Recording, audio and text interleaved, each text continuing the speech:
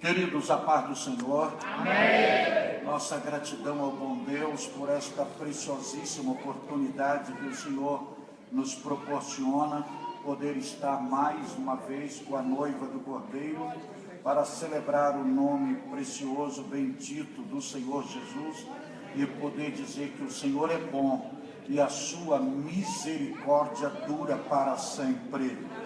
Oxalá, se não fora o Senhor em nosso favor, nós já estaríamos totalmente destruídos ou consumidos pelos nossos inimigos.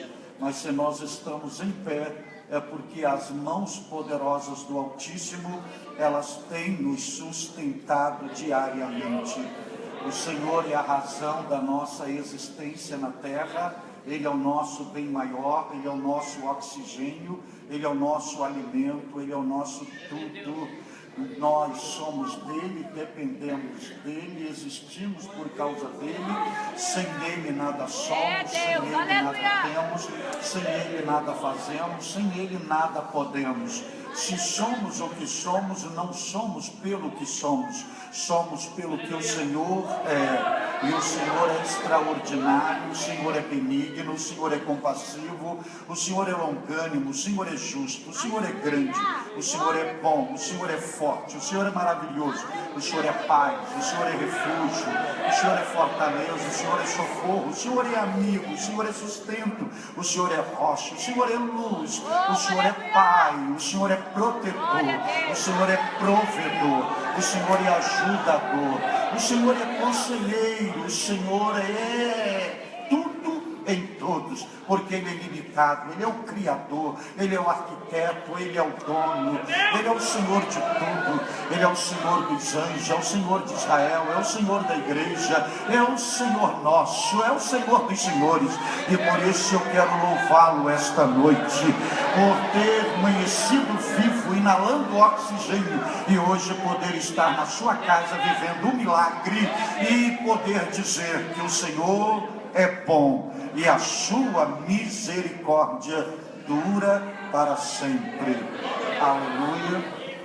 Agradecer muitíssimo, externar meu júbilo de gratidão ao bom Deus pela vida, pela família, pelo ministério do pastor Samuel J. Marques, que é um ícone dessa nova geração de líderes, da geração pós-modernidade, e um homem que Deus levantou na sua jovialidade, mas com maturidade, com caráter, com personalidade, com ousadia, onde teve a sensibilidade, por meio da vocação, doar a sua vida ao altar do Evangelho para fazer a diferença na face da terra.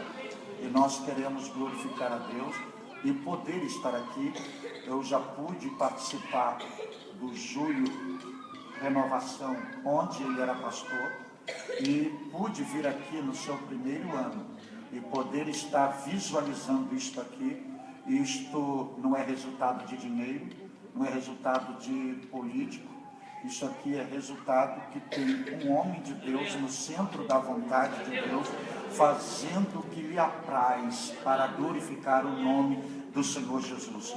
E eu quero glorificar a Deus pela vida deste santo e abnegado servo do Senhor, que a sua companhia, seu ministério tem se tornado fertilizante para a nossa alma, e ele tem se tornado um luzeiro de influência para essa geração que quer ter um ministério frutífero, com responsabilidade, com dignidade, e que possa exaltar o nome do Senhor Jesus. A nossa oração é que a boa mão do Senhor continue estendida sobre este santo homem de Deus, sua muito digna esposa, prolongando seus dias na terra com muita saúde, com muita graça, com muito vigor, e onde continuar colocando as mãos, continue havendo crescimento, prosperidade, conquistas, demolição das fortalezas do diabo, a expansão do reino de Deus e a glorificação do nome do Senhor Jesus. Vocês querem louvar a Deus pela vida do pastor e da pastora, que aprove a Deus doá-los para pastorear a noiva do Cordeiro nesta cidade. Você pode agora que o Senhor seja louvado.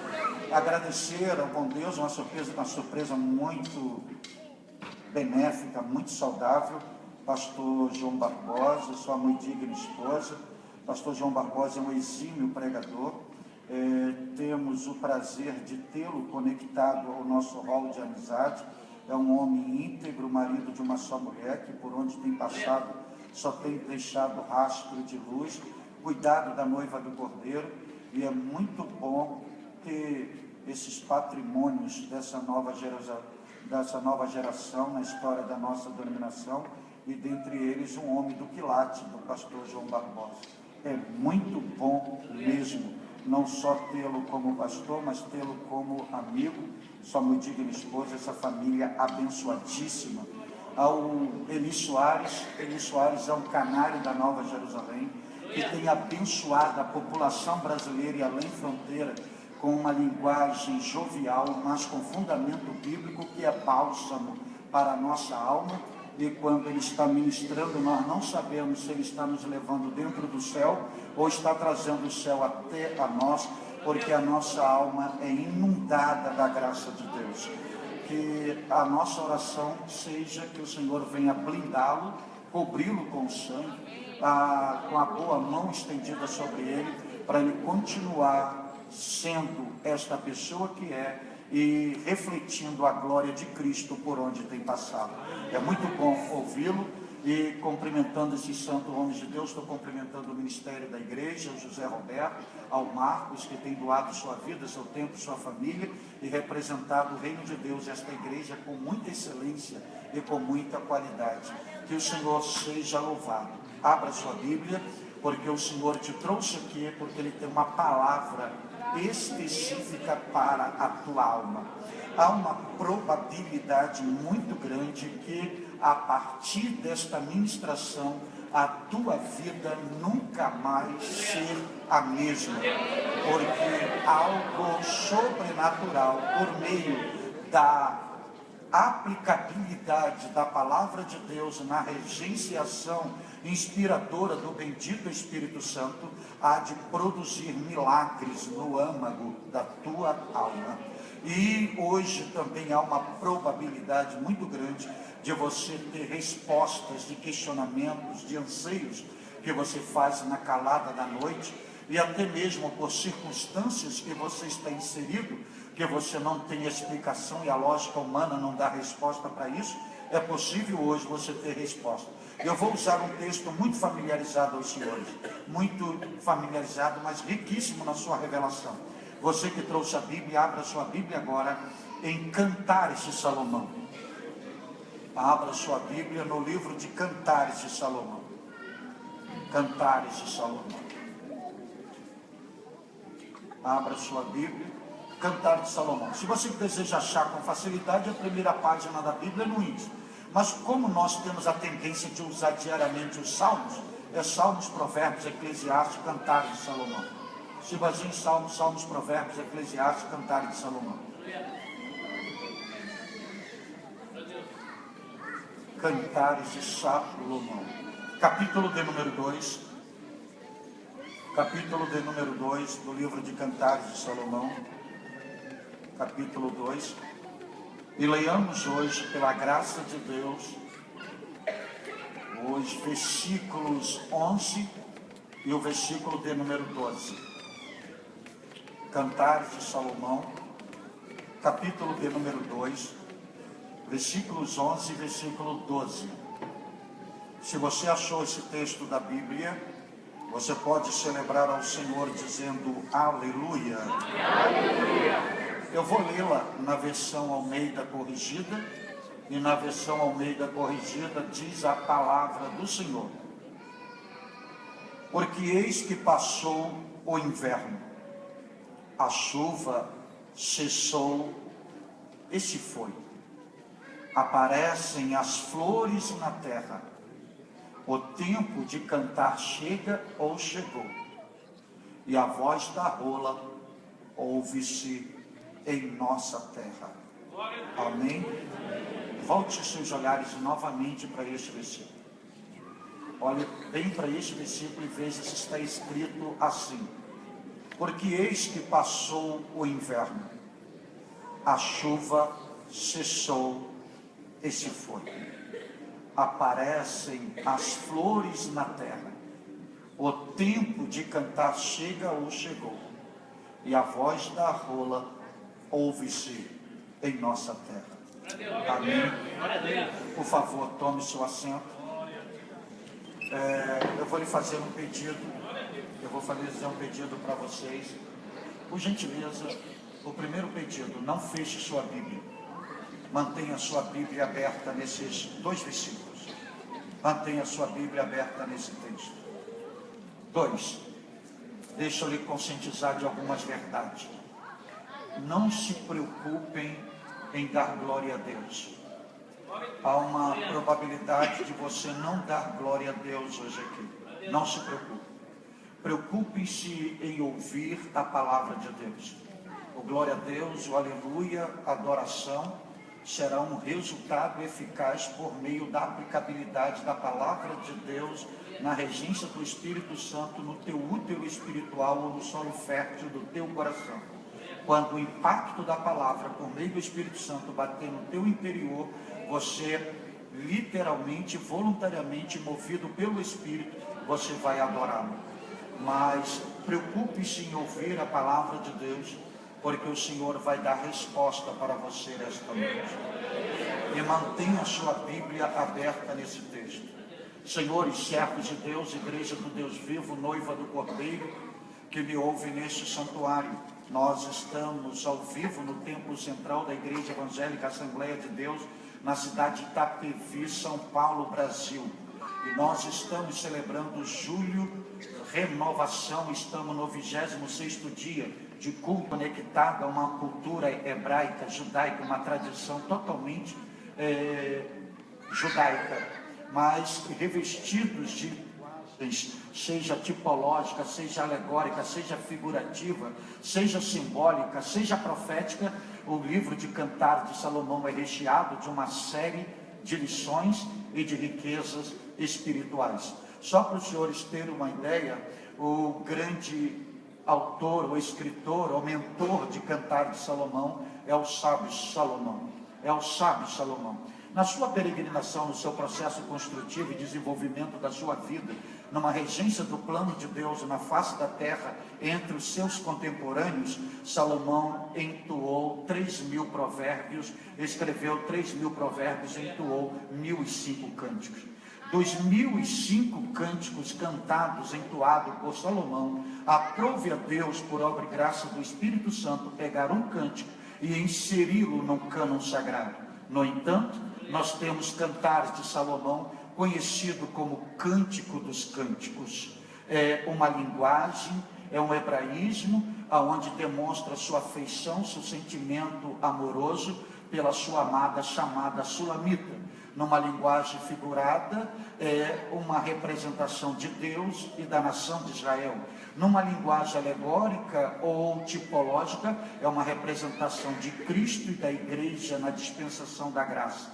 Mas os Cantares de Salomão, dentro da comunidade cristã, pela sua linguagem, pelo seu hebraísmo, pela cultura, e toda a linguagem vestida da cultura da época, poucos cristãos ou a comunidade cristã acessa Cantares de Salomão para o seu devocional.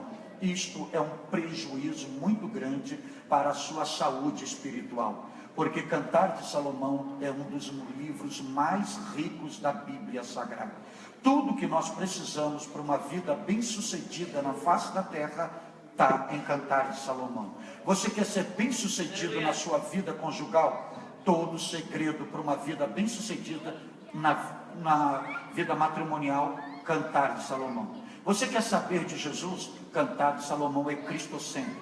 Você tem lá a pessoa de Jesus, a natureza de Jesus, a imagem de Jesus, as obras de Jesus, o ministério de Jesus, e você tem tudo em Cantar de Salomão. Ah, mas eu não quero Jesus, eu quero sobre o Espírito Santo. Cantar de Salomão é o livro da paractologia, ministério do Espírito Santo, a obra do Espírito, a ação do Espírito, operacionalidade do Espírito, fruto do Espírito, edificação do Espírito, enchimento do Espírito, renovação do Espírito, fortalecimento do Espírito, dons do Espírito. Cantar de Salomão. Mas eu não quero nem Jesus, eu não quero nem Espírito Santo, eu quero vida ministerial.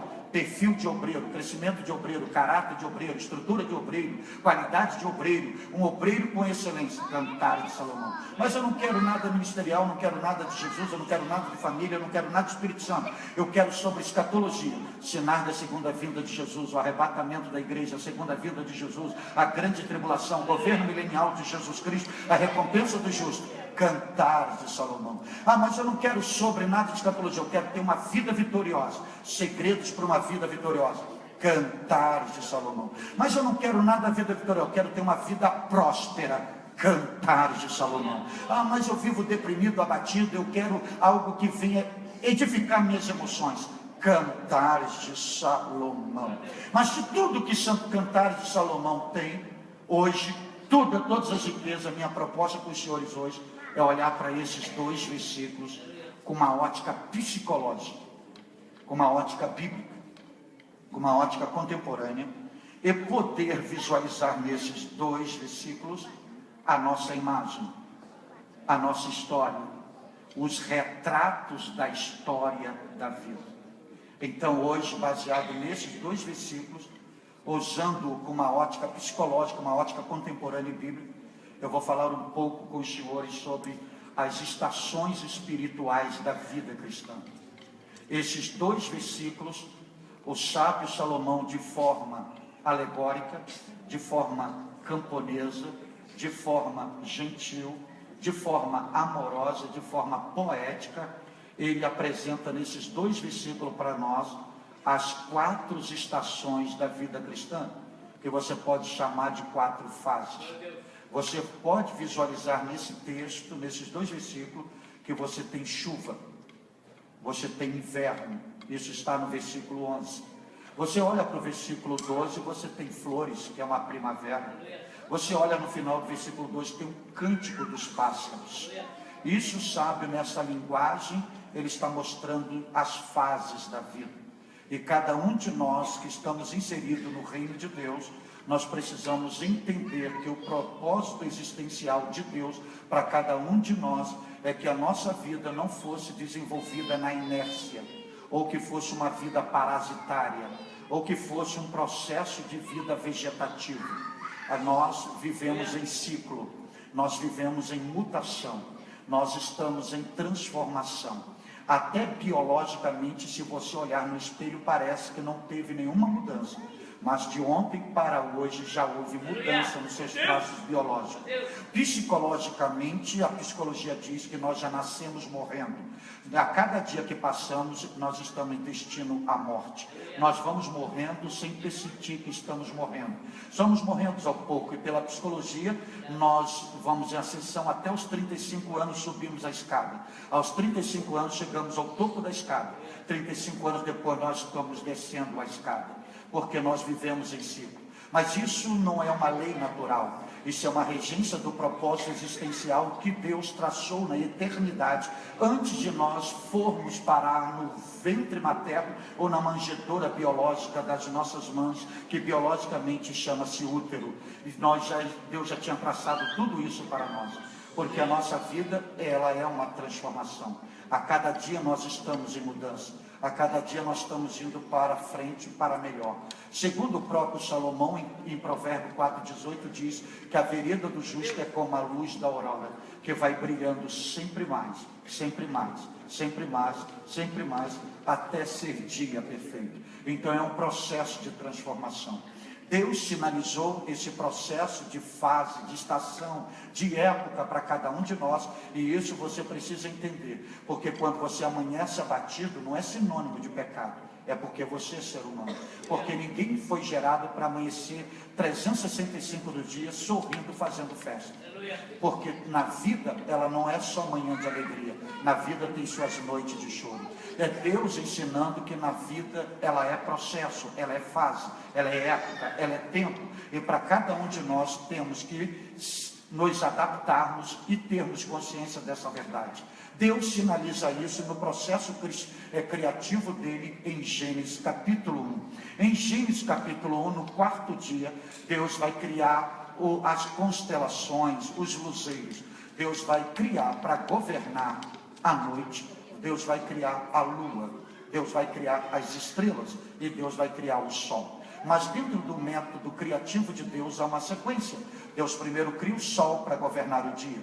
Depois ele vai criar a lua e depois ele vai criar estrelas. Isso vai aparecer no quarto dia. O número 4 na Bíblia é o número do mundo. Esses luzeiros é o governo do mundo. Tipologicamente é um método tipológico divino sinalizando que ele iria implantar no reino da graça, na dispensação da graça, para estabelecimento da sua igreja e para a sua igreja ser edificada e representar o seu reino na face da terra. O sol é o tipo de Jesus. A lua é o tipo da igreja, as estrelas é o tipo do pastor. No entanto, Jesus, o Pai cria primeiro o sol, porque Jesus é o primeiro de todos. Depois vem a lua. O sol nunca vem depois da lua. É a lua que vem depois do sol. Jesus nunca vem depois da igreja. A igreja que vem depois de Jesus. A lua depende do sol para refletir seu brilho. A igreja depende de Jesus para refletir a sua glória na face da terra. Se você quer ver o sol, está lá em Salmos 84, 11. Deus é escudo, Deus é sol. Se você quer ver a igreja como a lua, está em Cantares 6:10. E se você quer ver os pastores como estrelas, está lá em Apocalipse capítulo 1, na mão de Jesus, 7 estrelas, que são 7 líderes, são 7 pastores. Deus sinalizou isso. Mas eu não quero falar das estrelas, nem quero falar do sol, quero falar da lua. Quando Deus fala a lua, que é a representação da igreja, e que é uma representação da nossa estrutura, da nossa vida, você vai ver que Deus não criou a lua estática. Deus criou a lua com 4 fases. Você vai ver que a lua ela tem a fase crescente. Você vai ver que ela tem a fase nova. Você vai ver que ela tem a fase minguante. E ela tem a fase cheia. A lua ela nunca vive a fase cheia. Porque quando ela está totalmente cheia, ela vai minguar. Depois que ela mingua, ela vai viver o novo. Depois que ela é nova, ela vai crescer. E depois que ela cresce, ela vai encher de novo, para minguar, para ser nova, para crescer, para encher, para minguar. É Deus nos ensinando que a nossa vida é por fase. Por fase. Existe momento na vida que tudo para nós é novo. É a fase nova. É só novidade, é só surpresa, só alegria. Do novo de Deus, a gente vai para a fase crescente. Crescemos, prosperando, tudo dá certo, há todas as portas abertas, abundância, riqueza, felicidade, casamento, faculdade, estamos crescendo. Agora, depois que crescemos, nós entramos na fase cheia, lagares cheios, celeiros cheios, mãos cheias, coração cheio, alma cheia, e quando a gente acha que ali é o topo, que está tudo cheio, Deus nos leva para o minguante, aí mingua tudo, acaba tudo, seca tudo, fale tudo, fecha as portas de tudo, bate a tristeza, bate o desânimo. Mas sabe por que isso? Isso não é injustiça, isso não é ingratidão, porque se Deus não te levar na fase minguante, você nunca saberá o que é o novo de novo, o que é crescer de novo, o que é encher de novo. Então isso é a vida.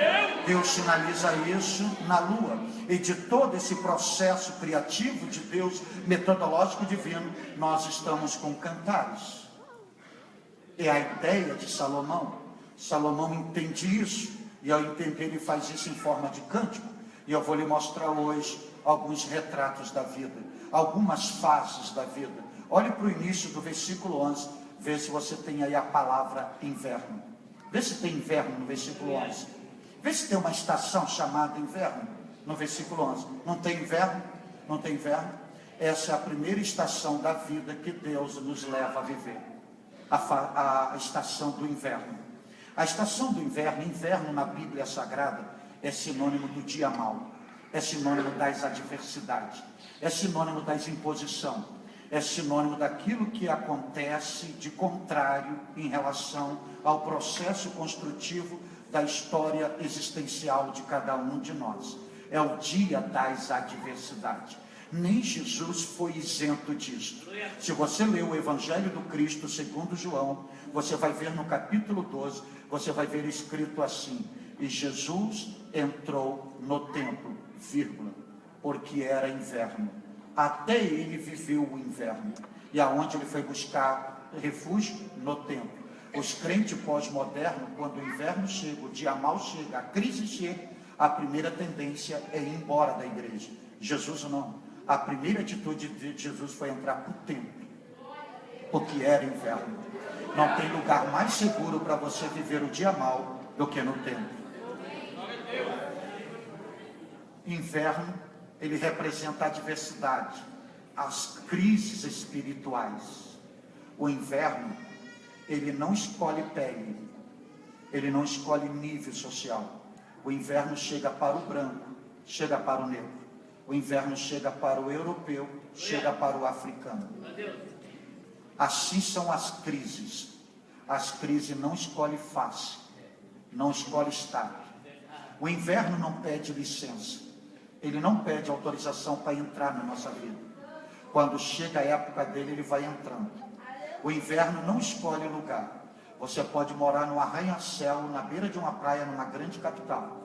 O mesmo inverno que chega lá no campo, para o lavrador, para o camponês, para o interiorano, é o mesmo inverno que chega na capital. Assim são as crises.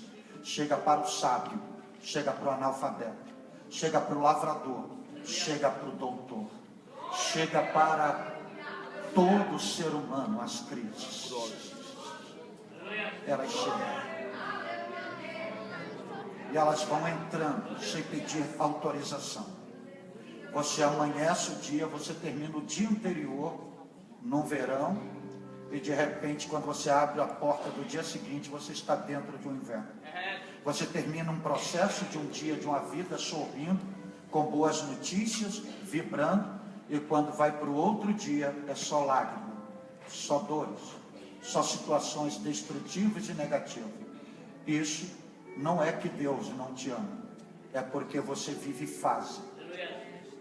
Você não é um robô, você é gente, você é filho de Deus. E a vida do filho de Deus é por fase.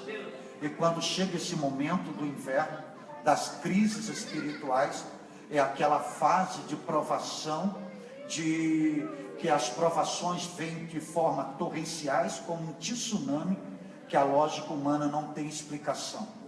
Que você faz uma anamnese da história da sua vida, você chega a uma conclusão que você está com a vida no altar, que você está bem com Deus, que você está lutando para ser fiel, está no caminho da obediência, da fidelidade, da santidade.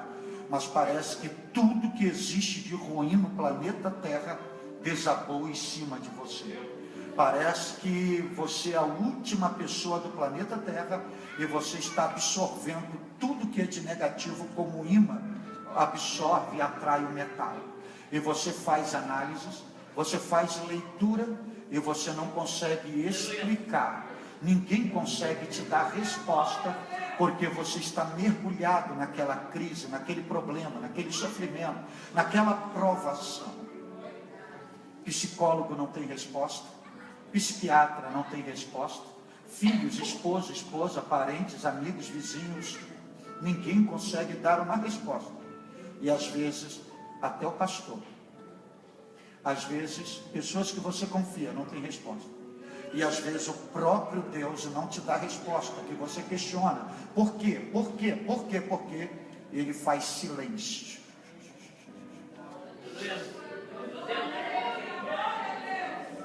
E o mais incrível de tudo isso é que você está com a vida no altar e você olha para o seu lado e aquela pessoa que se diz crente, mas que não tem compromisso, que não tem responsabilidade, leva a vida aleatoriamente, que não honra ao Senhor, você percebe que está tudo correndo maravilhosamente com ela. E você está mergulhado em um caos, em uma adversidade, o vento soprando muito forte. E muitas das vezes, por falta de um equilíbrio emocional, aflora algum sentimento. Será que eu estou em pecado? Será que Deus está pesando a mão? Será que Deus está me punindo? Será que Deus não me ama? Não é nada disso. É totalmente ao contrário. É justamente porque Deus te ama. É justamente porque você não está em pecado. É justamente porque você está bem com Deus. Sabe por que você não entende tudo isso que você está vivendo? O apóstolo Pedro, na primeira epístola, no capítulo 4, no versículo 12 e versículo 13, versículo 14, ele vai dar a resposta. Por que você vive tudo isso e você não entende? Ele vai dizer o segredo. E o segredo está assim, diz ele no versículo 12: amados, não estranheis a ardente prova que vem sobre vós. Tem uma versão que diz para vos tentar, essa não está no original. No original é para vos provar, porque Deus não tenta nenhum dos seus filhos. Quem tenta o filho de Deus é o diabo. Deus prova filhos, Deus prova. Deus prova para aprovar. Deus não aprova para provar, Deus prova para aprovar. Aí a Pedro vai dizer: amados, não estranheis a ardente prova que vem para vos provar, como se alguma coisa estranha estivesse acontecendo. O que é essa coisa estranha? É você sair de um dia normal para sua casa, para uma consulta médica e recebe um diagnóstico. Você tem que ir direto para a sala de cirurgia, porque o que você tem dentro de ti já está avançado. É uma má notícia que chega que um filho, que um parente entrou por um caminho tortuoso, fez uma opção que você jamais imaginaria que teu filho, teu parente, teu conhecido entraria por aquele caminho, usaria aquele tipo de droga, de álcool, que faria aquilo, que cometeria aquilo, e a notícia chega e você não consegue entender aquela coisa estranha. E você, por quê? Não tem explicação. Humanamente não tem lógica. Sabe o que é isso? É que o inverno chegou. E inverno não dá para fugir dele. Por exemplo, nós estamos no mês de julho, considerado no Brasil o mês do inverno. Se você sair daqui e ir para a América do Norte para fugir do inverno, você vai pegar o verão. Mas daqui a 2 meses vai chegar o inverno. E se você estiver no norte, vai vir nevasca, que você não pode sair de casa. Porque de inverno não se foge. De inverno você adapta-se e encara. De crise não se foge. De crise não se esconde. Crise se enfrenta. Não adianta você mudar de lugar, que essa não é a solução. Porque você sai daqui, quando você chegar lá, o mesmo problema está lá. E Deus não te chamou para você ser covarde consigo mesmo.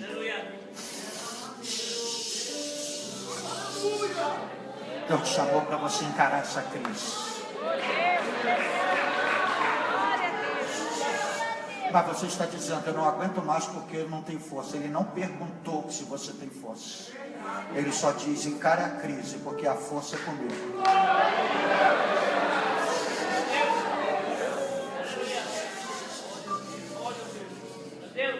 Mas você vai entender porque tudo isso está acontecendo contigo. Versículo 13, ele diz assim: não estranheis a ardente prova que vem sobre vós, mas alegrai-vos. Mas alegrai-vos. Sabe o que ele está dizendo? Você está estranhando, você não entende, você não compreende. Não murmure, não reclame, não blasfeme, não critique, não abra seus lábios com palavra negativa. Pelo contrário, alegre-se, cante, jubile, festeje, celebre e tenha alegria. Sabe por quê? Sabe por quê? Porque tudo isso que você está acontecendo é porque você está sofrendo na sua carne e você está sendo participante do mesmo sofrimento que houve em Cristo Jesus. Não é qualquer pessoa que sente na carne o mesmo sofrimento que Jesus teve. Somente aqueles que têm uma missão específica na face da terra. Somente aqueles que sabem por que estão aqui, por que foram criados, para onde estão indo e aonde vão chegar.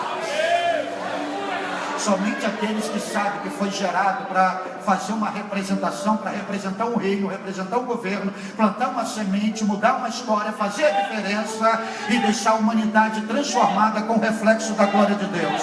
Somente esses refletem no seu corpo o mesmo sofrimento. Aí ele diz assim: é porque tudo isso se alegra, porque você está sendo participante do mesmo sofrimento que houve em Cristo Jesus. Você está sentindo as aflições dele, mas também, quando a glória dele for revelada, você vai se regozijar. Ou seja, você vai dizer que valeu a pena passar por tudo isso.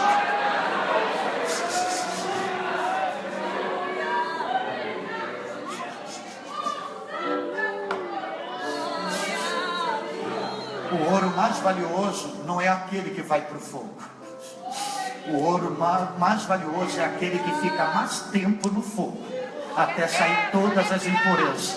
Ele é chamado de ouro fino, ouro puro. Ele tem maior valor. Entende agora por que você está passando por tudo isso? Aí Pedro vai dizer assim no versículo 14, ele vai dizer assim: se pelo nome de Cristo sois vituperados, ou seja, maltratado, perseguido, humilhado, passa vexame, envergonhado, ele diz assim: vocês não são malditos, vocês não são desgraçados, vocês não são abandonados, vocês não têm falta de amor, falta de pai, falta de proteção. Sabe quem vocês são? Se vocês estão sofrendo, se vocês estão passando tudo isso, se vocês estão passando tudo isso pelo nome de Cristo, vocês são bem-aventurados, vocês são felizes. Aí ele vai dizer a razão, Sabe por que você é bem-aventurado? Aí ele vai dizer assim, ele usa um pronome pluralizado. É porque sobre vós, ele não disse sobre, embaixo de, ele disse sobre, em cima de. Ele diz assim, é porque em cima de você foi colocado em você aquilo que não foi colocado nessa pessoa que você acha que é melhor do que você, que está bem, mais bem sucedido do que você. Ela não tem o que você tem, só você tem. É porque sobre vós repousa o Espírito da glória de Deus. Deixa eu lhe dizer algo, que você que me ouve aqui, se você não tivesse a presença do Espírito da glória de Deus, se você não tivesse esse selo de compromisso, de verdade, de altar com Deus, nada disso estaria acontecendo com você. Se você fosse mais um leviano, mais um mundano, mais um carnal, mais um promíscuo, mais um adúltero, mais um corrupto, mais um mentiroso, você estaria na crista da onda de vento em polpa, sorrindo. Você não estaria passando por nada disso, mas justamente porque sobre vós, em qualquer um, em qualquer pessoa, ele só coloca naqueles que são resistentes, naqueles que têm estrutura de estar na prova mesmo sem entender nada, mas não reclama, não murmura, não questiona, e consegue dizer: o Senhor é bom, Ele está no controle, Ele está no trono, Ele sabe o que Ele está fazendo, Ele é meu Deus.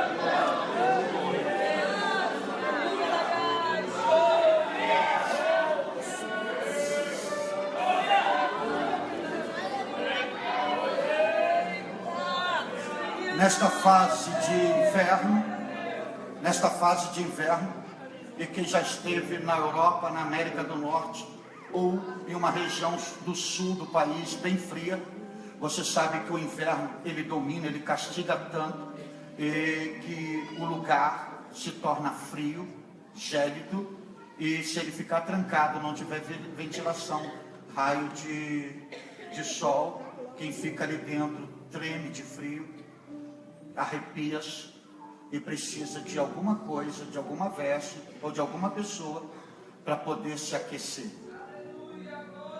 É justamente quando a crise chega.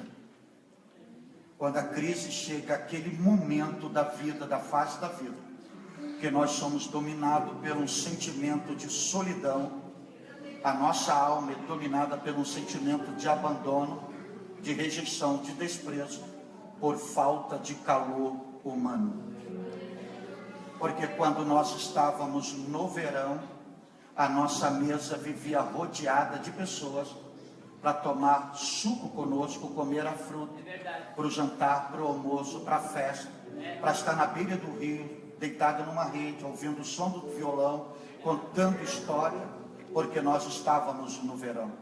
Mas quando chega a fase do inverno, que a gente perde tudo, e às vezes não tem nem a roupa do corpo necessária para se aquecer, aquela multidão do verão vão embora, finge que a gente não existe, elas nos transformam em um defunto ambulante, porque elas vão nos assassinar na consciência dela, e a forma dela nos assassinarem é que elas já vão deletando o nosso número, o nosso nome da agenda telefônica delas. Elas cortam o caminho da rua da nossa casa, elas evitam se encontrar conosco, evitam falar do nosso nome, porque elas nos assassinaram na consciência dela. Agora, se você está vivendo isso, não se preocupe, não se desespere. Um dos maiores homens da Bíblia Sagrada passou pela mesma coisa que você está passando, e esse homem foi Davi. Davi disse isso no Salmo 38, no versículo de número 11. Davi vai dizer o seguinte, no versículo 11 do capítulo 38 dos Salmos. Ele diz assim: os meus amigos e os meus propícuos afastam-se da minha chaga, e os meus parentes se põem à distância. Amigos e parentes, todos eles se afastaram. Sabe por quê? Por causa da chaga. Quando ele estava saudável, estava todo mundo junto. Mas no momento que apareceu a ferida, a doença, se afastou todo mundo, inclusive parentes. Você precisa entender que a maioria das pessoas se relacionam conosco, não pelo que somos, mas pelo que temos. A maioria das pessoas não nos tratam como ser humano, nos tratam como produto, nos tratam como meios de tirarem vantagens e lucros, nos tratam de uma forma muito banal. E isto é todos aqueles, a maioria que convive está ao nosso redor, independente de amigos, de trabalho, de escola, vizinho e até mesmo parentes. Porque na verdade nós não temos amigos. Amigos passam no pente fino, são poucos. A maioria que vive conosco são igual a Pedro. Fazem voto de fidelidade e diz assim: se precisar, você estiver correndo risco de vida, eu morro no teu lugar. Mas nas escondidas nega a gente 3 vezes. Diz que não nos conhece e nunca andou com a gente.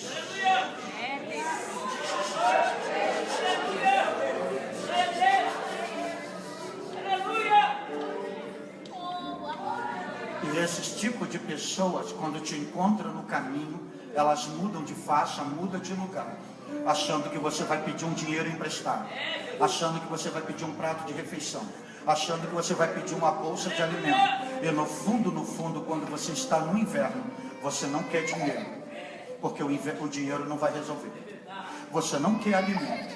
O que mais você quer é de uma mão amiga para encaixar você, só para te aquecer e para dizer: você não está só, eu estou com você. Está aqui meu ombro, pode derramar as lágrimas. Eu estou aqui o tempo que você precisar, porque tuas dores são as minhas dores, tuas lágrimas são as minhas lágrimas, tuas aflições são as minhas aflições, sua adversidade é a minha adversidade, sua prova é a minha prova. Mas quando chegar o tempo da tua vitória, será a minha vitória. Mas desaparece todo mundo, e você fica tremendo como um indigente, como um abandonado. Seu telefone não toca, a campainha não toca, não chega uma mensagem, não chega um aviso. Parece que só existe você no planeta Terra. É porque o inverno chegou. É porque o inverno chegou. É porque o inverno chegou. Aleluia. E isso vai agravando, senhores, vai agravando. Porque quando o inverno ele é cruel, ele domina tanto, a friagem é tanto, torna-se tudo úmido, que o único odor que a gente sente é de mofo. É de mofo. Existe um momento na nossa vida que a crise é tão grande que nós somos identificados pelo cheiro de mofo. O que é o cheiro de mofo na nossa vida espiritual? São as falsas acusações. Representam as falsas acusações. São aquelas pessoas que não entendem o propósito de Deus na nossa vida. Não sabe por que Deus permitiu nós estarmos vivendo aquela experiência, e aquela pessoa assume uma posição de juiz sem autorização de Deus para poder julgar a nossa vida. Aí levanta um e diz: ele está assim porque está em pecado. Outro diz: está assim porque a mão de Deus está sendo pesada. Está assim porque está bebendo o cálice da ira de Deus. É Deus que está punindo, ele está sendo pesado na balança de Deus. É Deus que está pesando ele e começa a nos julgar, sem entender o propósito de Deus. Olhe para mim aqui agora, porque eu estou autorizado por Deus, por Jesus Cristo e banhado pela sua graça. Em toda a Bíblia Sagrada, Deus nunca te deu direito de julgar a vida do teu próximo. A Bíblia, Paulo diz que Deus te dá direito para julgar o mundo. Nós julgaremos o mundo, mas você não tem direito de julgar a vida do seu próximo. À luz da Bíblia Sagrada, Deus te chama de filho, mas não te chama de juiz. A Bíblia diz que Deus te chama de sacerdote, mas não te chama de juiz. Te chama de profeta, mas não te chama de juiz. Te chama de templo do Espírito Santo, não te chama de juiz. Te chama de estrela de Deus, mas não te chama de juiz. Te chama de príncipe, mas não te chama de juiz. Te chama de vaso de Deus, mas não te chama de juiz. Te chama de menina dos olhos do Senhor, mas não te chama de juiz. Te chama de corpo de Cristo, mas não te chama de juiz. Te chama de exército de Deus, mas não te chama de juiz. Te chama de templo do Espírito Santo, mas não te chama de juiz. Te chama de mais do que vencedor, mas não te chama de juiz. Te chama de justo, de fiel, de amigo, de santo, de eleito, de predestinado, de abençoado, bem-aventurado, mas não te chama de juiz. Jesus te chama de sal da terra, mas não te chama de juiz. Jesus te chama de luz do mundo, mas não te chama de juiz. Jesus te chama de amigo, mas não te chama de juiz. Os salmos te chama de cedro do Líbano, mas não te chama de juiz. Te chama de palmeira, mas não te chama de juiz. Te chama de adorador, mas não te chama de juiz. Te chama de cidadão do céu, mas não te chama de juiz. E chega Paulo em Romanos 14:4 diz assim: quem és tu que julga o servo alheio? E chega Jesus e vai dizer assim: não julgueis, para que não sejais julgados. Deixa eu falar com vocês aqui, crente. Se você não entende o que está acontecendo com essa pessoa que está ao teu lado, não abra sua boca para julgá-la. Se você não pode orar por ela, fique em silêncio. Se você não pode jejuar por ela, fique em silêncio. Se você não pode estender a mão amiga em favor dela, fique em silêncio. Porque você não sabe o dia do amanhã. A vida é como uma roda gigante. Hoje você está em cima, mas a roda não está parada, ela está girando. E amanhã esse que está embaixo pode estar em cima e você está embaixo. Hoje essa pessoa que você está julgando está no inverno e você está no verão. Mas amanhã ela pode estar no verão e você está no inverno. Você não sabe o dia do amanhã. Se você não pode orar por ela, deixa que com ela Deus trata.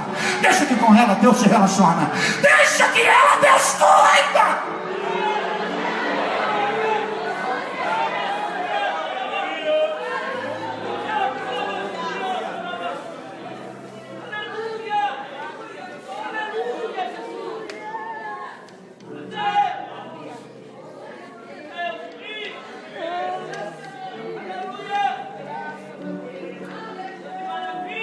E quando o inverno chega, senhores, quem já esteve no norte da América e na Europa sabe muito bem, o inverno é tão cruel que ele não respeita o tamanho das árvores e nem a idade dela, e nem o tamanho, nem a idade, nem a força.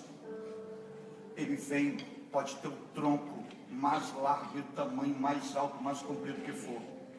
Ele vem e depena toda a árvore. Tira as folhas, tira as flores e tira os frutos. E quando você olha, você só vê o esqueleto da árvore. Você não vê nada. Quem não entende da botânica diz: está morto. Isso aí nunca mais vai dar nada.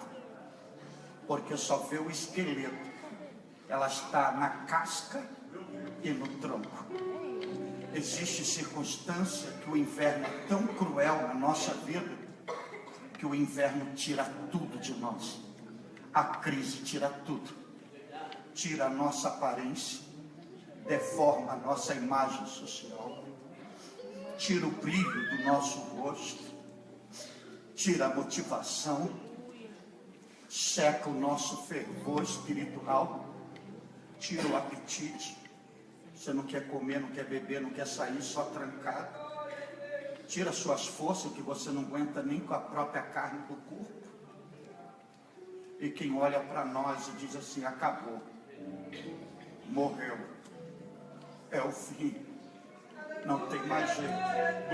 Aí eles definem a gente o seguinte: está na pele e no osso, porque só vê casca, só vê esqueleto, e já encomendam o nosso velório, já começam a prever o dia do nosso sepultamento e onde seremos enterrados, porque estamos na pele e no osso.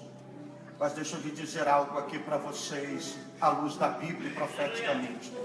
Aquela árvore frondosa, que o inverno tira a folha, tira as flores, tira o fruto, e que só fica na casca, que dizem que está morta, ela só tem a aparência que está morta, mas ela não está morta, porque o inverno consegue tirar tudo de uma árvore, mas ele não consegue fazer duas coisas na árvore. Primeiro, ele não consegue secar o caule da árvore. Ela tem a aparência que está morta, mas ela não está, porque ela tem uma seiva chamada caule dentro dela que mantém viva. Deixa eu dizer algo para você que me ouve aqui. Aqueles que disseram que você está morto, que acabou, estão equivocados. Você só tem a aparência que está morto, mas você não está morto. Sabe por quê? Porque ainda há uma seiva divina dentro de você. É o bendito Espírito Santo. Talvez você hoje amanheceu abatido, desiludido, enfraquecido, e você amanheceu de hoje: eu não vou no culto, é meu último culto, eu não quero saber mais, eu não aguento mais. E você chegou aqui se arrastando e dizendo: eu não digo amém, eu não dou glória a Deus, eu não vou dizer o aleluia. Mas você conseguiu chegar e você está aqui, seu semblante já mudou, seu rosto já é outro, e você já começa a cantar, você já começa a levantar a mão, você já começa a sorrir. Sabe por quê? Porque você só tinha aparência que estava morto, mas não estava morto, porque há uma seiva dentro de você, e essa seiva é a presença do bendito Espírito Santo. E você levantou a mão. Você sabe por que você levantou a mão? Isso não é uma reação mecânica biológica tua, é porque existe uma presença dentro de você que levantou a mão por você e que fez você levantar a mão. Sabe por que você diz aleluia? Sabe por que você diz glória a Deus? Sabe por que você diz que Jesus é o Senhor? É porque tem uma seiva dentro de você, que por mais que você esteja amargurado, abatido, desiludido, ferido, coração sangrando, essa presença começa dentro de você a dizer amém. Louvado seja Deus, o Senhor é bom, o Senhor é misericordioso, aleluia, glória ao Senhor. E aquele culto, aquela presença vem de dentro para fora e vem te dominando. Daqui a pouco você, sem perceber, você está com a mão para cima, lágrima descendo. Sabe por que a lágrima jorra? Porque seiva é líquido, a seiva é líquido, a presença do Espírito está dentro de você. É por isso que você está me ouvindo aqui hoje, porque se você não tivesse essa presença, essa seiva, você não estaria aqui hoje me ouvindo.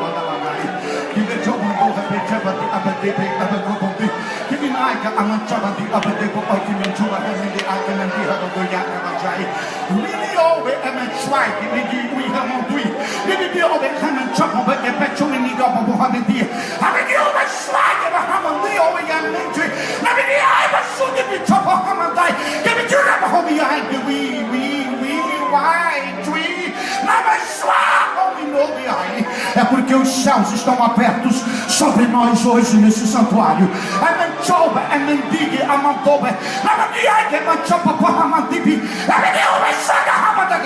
E a nuvem da glória de Deus baixa nesse lugar. E a mão de Deus está estendida sobre nós hoje aqui. Porque algo sobrenatural está acontecendo no Arraial dos Santos.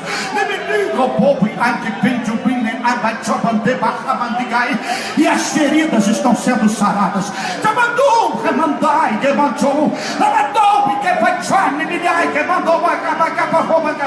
Porque o milagre começa a acontecer a partir de agora. Ai, com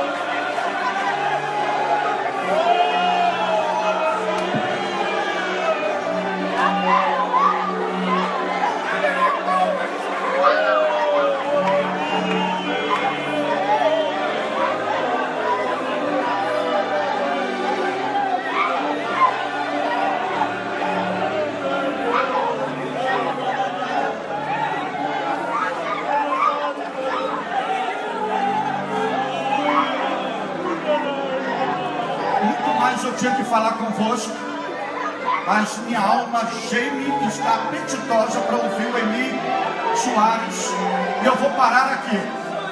Eu também não vou continuar, senão o pastor J. Marques não me traz o ano que vem.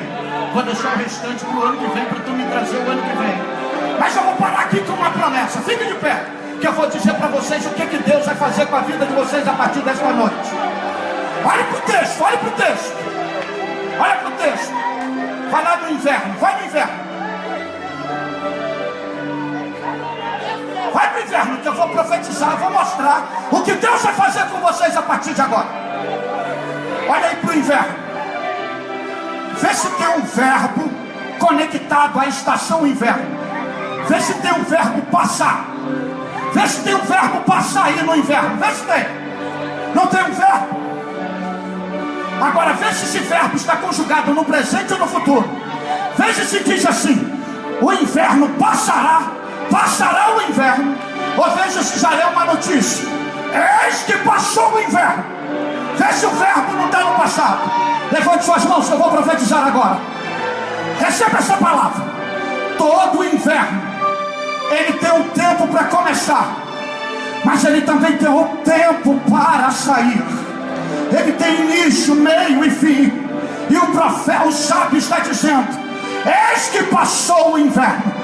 Deus te trouxe hoje a esse julho de renovação para te dizer que hoje é a tua última noite de crise, é a tua última noite de sofrimento, é a tua última noite de lágrima, é a tua última noite de perseguição, é a tua última noite de humilhação, de vexame. Sabe por quê? Eis que passou o inverno. Hoje cessa, cessa.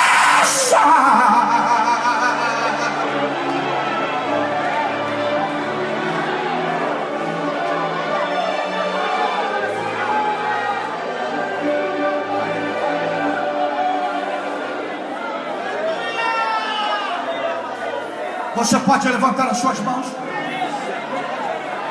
Você pode levantar as suas mãos? Você pode levantar as suas mãos?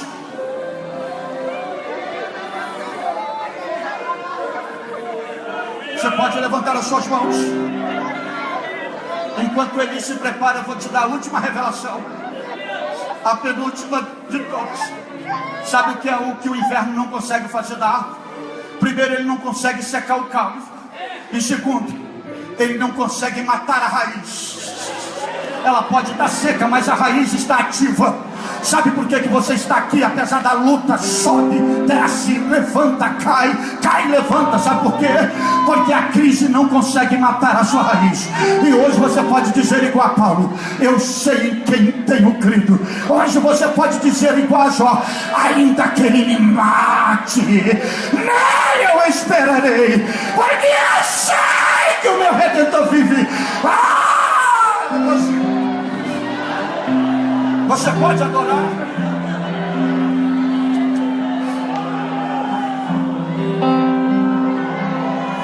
Minha fé não está firmada nas coisas que podes fazer. Eu aprendi a te adorar pelo que és. Dele vem o sim, o amém. Somente dele, mais ninguém. A Deus seja o louvor.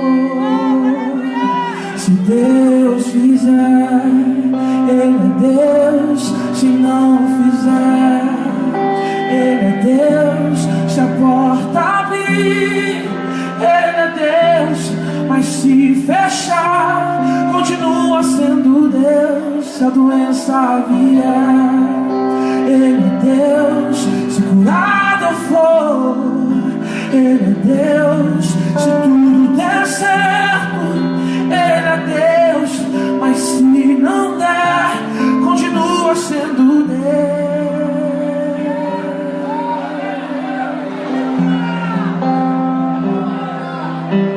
Minha fé não está firmada nas coisas que podes fazer. Eu aprendi a te adorar pelo que és. Dele vem o sim, o amém. Somente dele, mais ninguém. A Deus seja o louvor. Levante as suas mãos o mais alto que você conseguir. Se Deus fizer, Ele é Deus. Se não fizer, Ele é Deus. Se a porta abrir, Ele é Deus. Mas se fechar, continua sendo Deus. Se a doença vier, Ele é Deus. Se curado for, Ele é Deus. Se tudo der certo, Ele é Deus. Mas se não der, continua sendo Deus. Seja no inverno, seja no verão, você está pronto para adorar a Deus independente da situação. A nossa adoração não precisa estar condicionada ao que Deus pode fazer por nós. Se Ele fizer, Ele é Deus. Mas se Ele não fizer, Ele continua sendo Deus. Será que a igreja pode adorar a Deus aqui hoje? Independente da estação que você esteja vivendo, Ele continua sendo Deus. Levante as suas mãos nessa noite e declare: se Deus fizer, Ele é Deus. Se não fizer, Ele é Deus. Se a porta abrir, Ele é Deus. Mas se fechar, continua sendo Deus. Se a doença vier, Ele é Deus. Se curado for, Ele é Deus. Se tudo der certo, Ele é Deus. Mas se não der, continua sendo Deus. Eu adoro pelo que Ele faz. Eu adoro pelo que Ele é. Haja o que houver, sempre será Deus. Não adoro pelo que Ele faz. Eu adoro pelo que Ele é. Haja o que houver, sempre será Deus. Só quem pode cantar isso nessa noite, cante. Se Deus fizer,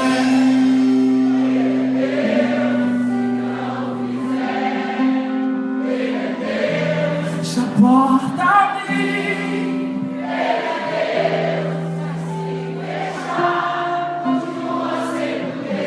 Deus. Se a doença vier, se curado for, Ele é Deus.